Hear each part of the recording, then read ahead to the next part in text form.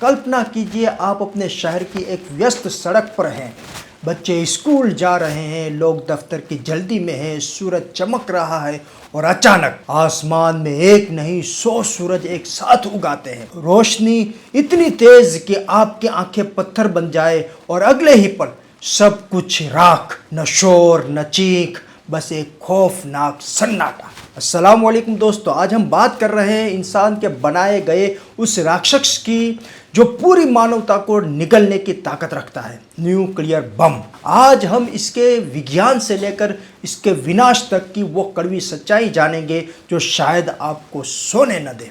Nuclear bomb कोई साधारण बम नहीं है। यह बारूद से नहीं बल्कि ब्रह्मांड की सबसे छोटी चीज परमाणु एटम के टूटने या जुड़ने से बनता है। इसे समझने के लिए दो नाम याद रखिए। फिशन, जब यूरेनियम या प्लूटोनियम के दिल को कुल्हाड़ी की तरह तोड़ा जाता है तो जो ऊर्जा निकलती है वो एटॉमिक बम है, जैसा हिरोशिमा में हुआ था। फ्यूजन, यह उससे भी हजारों गुना घातक है। इसमें परमाणुओं को तोड़ा नहीं बल्कि जोड़ा जाता है, ठीक वैसे ही जैसे हमारे सूरज के अंदर होता है। इसे कहते हैं हाइड्रोजन बम। अगर एटॉमिक बम एक पटाखा है तो हाइड्रोजन बम एक ज्वालामुखी है।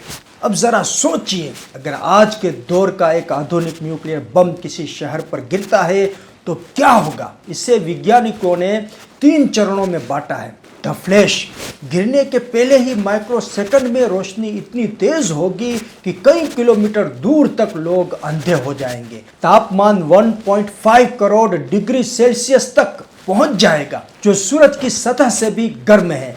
लोहा, पत्थर और इंसान सब भाप बनकर उड़ जाएंगे। द ब्लास्ट वेव, विस्फोट की लहर। इसके बाद आएगी हवा की वो दीवार जो आवाज की रफ्तार से भी तेज चलेगी। कंक्रीट की बड़ी बड़ी इमारतें ऐसे ढह जाएगी जैसे ताश के पत्ते हों। द इनविजिबल किलर रेडिएशन, जो धमाके से बच गए उनके लिए मौत हवा में तैर रही होगी। रेडिएशन एक ऐसा जहर जिसे आप देख नहीं सकते, सूंघ नहीं सकते, यह आपके डीएनए को फाड़ देगा। कैंसर, अपंगता और ऐसी बीमारियां जो पीढ़ियों तक पीछा नहीं छोड़ेगी। जापान में आज भी बच्चे उन जख्मों के साथ पैदा होते हैं जो 80 साल पहले दिए गए थे। आज दुनिया में करीब 12,000 से ज्यादा न्यूक्लियर हथियार हैं और चौंकाने वाली बात यह है कि इनका रिमोट कुछ ही हाथों में है।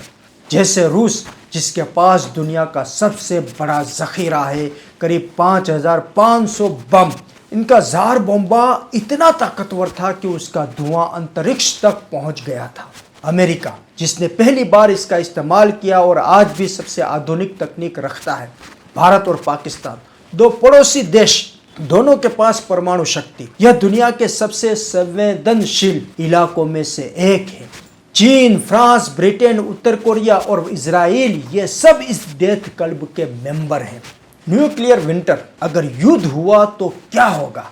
वैज्ञानिक चेतावनी देते हैं कि अगर कभी रूस और अमेरिका के बीच पूर्ण युद्ध हुआ तो बमों से होने वाली मौतों से ज्यादा लोग न्यूक्लियर विंटर से मरेंगे। हजारों बमों का काला धुआं आसमान को ढक लेगा।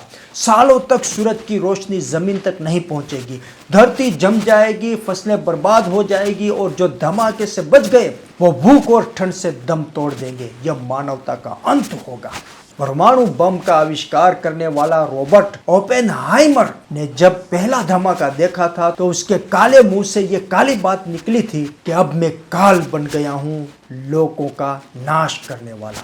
दोस्तों, यह हथियार हमारी सुरक्षा के लिए है या हमारे विनाश के लिए? यह एक बड़ा सवाल है। विज्ञान ने हमें आग दी, अब यह हम पर है कि हम उससे घर रोशन करते हैं या पूरी दुनिया जला देते हैं। हम बस यही दुआ कर सकते हैं कि यह हथियार हमेशा लॉक एंड की के अंदर ही रहे और इंसानियत को दोबारा हिरोशिमा जैसा दिन न देखना पड़े।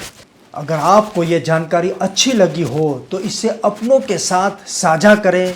जागरूक रहें, सुरक्षित रहें। अस्सलाम वालेकुम, मिलते हैं अगले वीडियो में।